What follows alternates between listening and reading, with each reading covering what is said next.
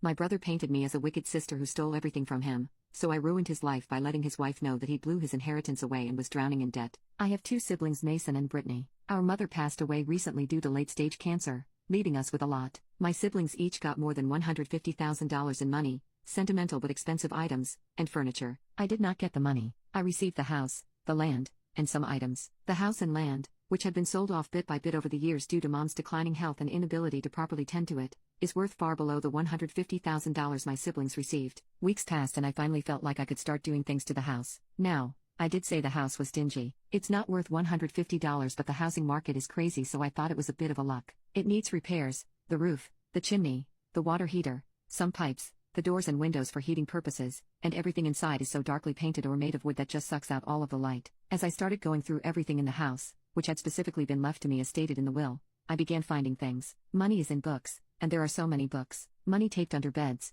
money folded into the fancy sheets, money hidden in the teapot, and cups that had been passed down in the family which we had never been allowed to touch in fear we might break them. I found jewelry in different boxes, hidden in the attic, the vents, in sock drawers. Some of it was so gaudy it had to be costume, but I put it all together and took it to be appraised. The worth of the jewelry is nearly half of what my siblings got. Even the would-be costume jewelry is worth something. Even now, I'm still finding things. I found antique items, fancy watches, untouched clothing and bags with price tags still on them, belts and shoes still in their boxes. All of this was tucked away, apparently hidden, and not talked about. Some of the clothing still had receipts, and since neither I nor my sister can wear them, I took them back to see if I could get the refunds or started selling them online. Since, again, everything left in the house was specifically left to me, I took the cash and used it to help pay for the immediate repairs, and it almost covered the whole thing. I looked through the jewelry and kept what I liked, which was very little as I am not into that sort of thing, and put aside some for my sister and my brother's daughter. I liquidated the rest and put that into savings. I also put aside some of the bags, belts, and watches for my siblings and their families. We can't fit the clothes, but those things are easier to swap around.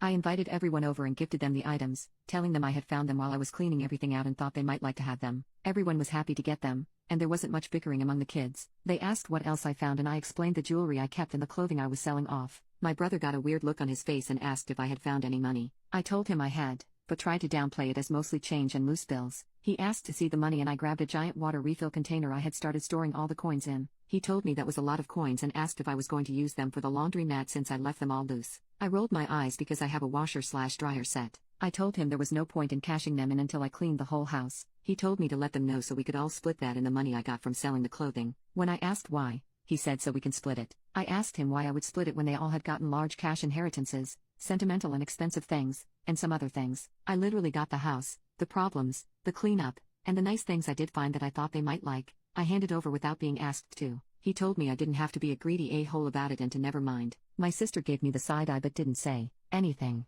but I feel guilty for misleading how much I had actually found, even though it was all put towards making the house better. Update: my house already had outside cameras due to when I moved in and installed them, but I did go and add more to the property line, inside the house in key spots, and around the garage. I also put up no trespassing signs while I look through companies that do proper fences. The property is just small enough I can swing the fence. I did change the locks as soon as I read the advice to do so. I hadn't thought about that, since I work from home. Mom also kept a spare hidden in a plant because my sister used to lose everything constantly, so I made sure to remove it and not replace it with a new one. It's a good thing I did all of this because 2 days after my initial post, I had to run into town for groceries and a few quick errands. I live on the outskirts with neighbors a bit of a distance either way so they wouldn't notice anyone stopping by. I got a notification on my phone about movement and I checked because I wasn't expecting any packages. My brother was getting out of his car, looked around, and checked the windows. He tried his key in the door and got upset it didn't work. He checked the flower plant and kicked it over. The cameras around the house let me communicate, so I just said, "That was rude," to the speaker. He jumped and spun around to see nothing.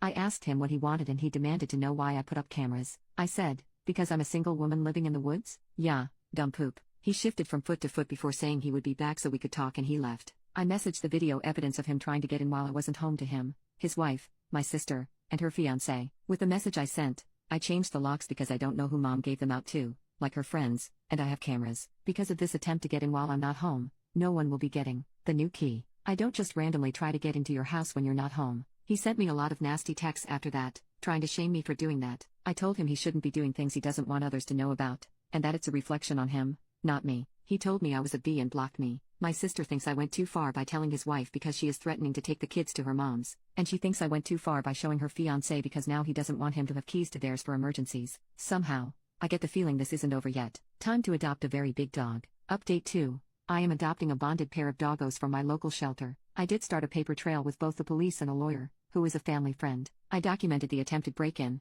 didn't press charges but had them speak with my brother, and have him put on notice. He ended up getting new phone numbers, yes with an S, to contact me to berate me and shame me for sicking those pigs on him. I took all of those messages to the lawyer and sent off a few things, a cease and desist for the alarming numbers of calls, texts, social media DMs, and emails he sent me. Some were full of rage about how I took his kids from him and the others were about how he knew you rep bitch found money in the house. My sister Brittany asked me out to coffee and apologized for taking Mason's side. She just didn't want the friction and thought the three of us could have worked it out together instead of getting others involved. She and her fiancé have the understanding that he handles his family and she does hers, I guess, for like disputes and things. So by sending it to him before she had a chance to even react to it, it felt like overstepping because I didn't give her the chance to do literally anything before her fiancé was losing his mind. I did apologize because I hadn't thought of it like that. I asked her what she would have done if I had just sent her the video and she said she would have sat on it for like a day to think about it and then probably would have asked me for more information or talked to him to see what the hell he was thinking. She also said I was a effing moron for saying the gifts I had given everyone had been from the house. I should have said something about a bonus at work or something. I have no reason to trust her but it makes sense, so I am going to cautiously keep in mind that she does have a harder time getting thoughts and emotions across in a normal way. All this said, I found something really weird and I don't want to open it. In the basement, tucked far into a corner and buried behind a bookshelf and under boxes and boxes of things is an ancient-looking freezer. It was and still is plugged in. It's running. It was buried and dusty in a way that I knew there was no edible food inside of it. But you ever get that feeling that something just isn't right? Do I open it? Do I pretend I never saw it? Do I have someone else open it? Any ideas about why it was hidden? My one friend joked it was my grandfather's game box and it has decades-old beer inside of it. Is that a thing?